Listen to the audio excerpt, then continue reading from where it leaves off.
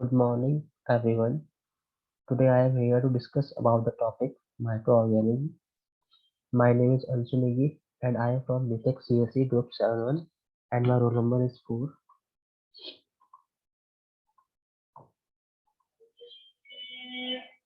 My topic is microorganism.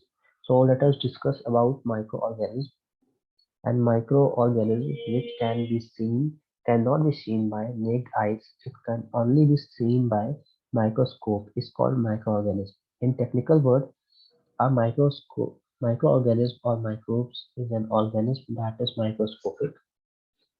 Microorganisms can be bacteria, fungi, archaea, or protists. The term microorganism does not include viruses and prions, which are generally classified as non-living. Next, by microbiology. The study of microbes is called microbiology. Microbiology is the study of biology of microscopic organisms, viruses, bacteria, algae, fungi, slime molds, and protozoas. The method used to study and manipulate these units and mostly unicellular organisms differ from those used in most other biological investigations. Let us discuss type of organisms. First, there are mainly five types of microorganisms that are bacteria, algae, fungi, protozoa, and viruses. First, bacteria. Bacteria are microorganisms that come in various shapes. They can be sphere, they can be rod, or they can be spiral. They are bacteria that are bad, that we call pathogenic, and they will cause disease. But there's also good bacteria.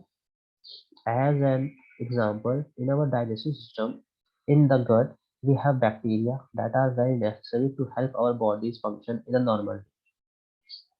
And bacteria is unicellular.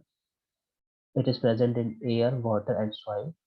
Its structure is simple and it is present in three shapes. First, rod shape called bacilli, and spherical shape called cocci, and spiral shape called spirella. For then second, algae. Algae are the organisms, often microorganisms, other than typically land plant, that can carry on photosynthesis. Algae are sometimes considered as protists with chloroplast. It is unicellular or multicellular. It is present in most soil like rock, and soil.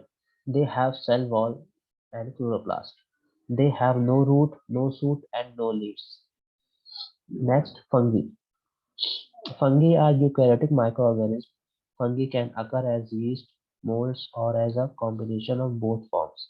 Some fungi are capable of causing superficial, cutaneous, subcutaneous, systematic, or allergic diseases. Yeast are microscopic fungi consisting of solitary cells that reproduce by budding. It is unicellular or multicellular. They are plant-like but chloroplast is not there. They get food from plant and animal waste. Next, protozoa. Protozoa are microscopic unicellular eukaryotes that have a relatively complex internal structure and carry out complex metabolic activities. Some protozoas have structures for propulsion or other types of movement. They are unicellular, freshwater and saltwater parasites, that is, organisms which live in an other organism and cause harmful, is known as parasites. Place to place move. Examples of protozoas are amoeba and paramecium. The last type of microorganism are is my borderline between living and non-living.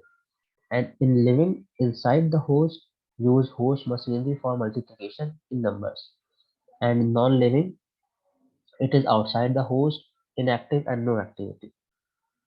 Viruses are the smallest of all the microbes. They are said to be so small that 500 million rhinoviruses, which cause the common cold, could fit onto the head of a pin. They are unique because they are only alive and able to multiply inside the cells of other living. Let us discuss usage of microorganisms. It is used to making curd and bread. Medicinal use of microorganisms, increasing soil fertility, cleaning the environment, vaccines, commercial production of alcohol and wine, and bacteria and fungi cause dead organisms to decay to form natural fertilizers. Some bacteria can be used to make cheese and bacteria. Fungi are used to produce antibiotics. Let us discuss effect of microorganisms. It affects in some microorganisms that enter the body can cause illness. Eating food contaminated with microorganisms can cause food poisoning. Bacteria can action the food remains between the teeth. This produces acid which cause tooth decay. Food turns bad because of bacteria and fungi. Some harmful microorganisms can cause diseases. Some diseases can easily spread from one person to another. They are called contagious diseases. Examples are influenza, measles, mumps, and chickenpox. Next, how do microorganisms spread from one person to another? There are many various ways to spread a microorganism from one person to another. First, through food and drink. Next, sneezing or coughing. Next, direct contacting and carried by mosquito or flies. And last, microorganisms can also spread through the air. That's all from my side. Thank you.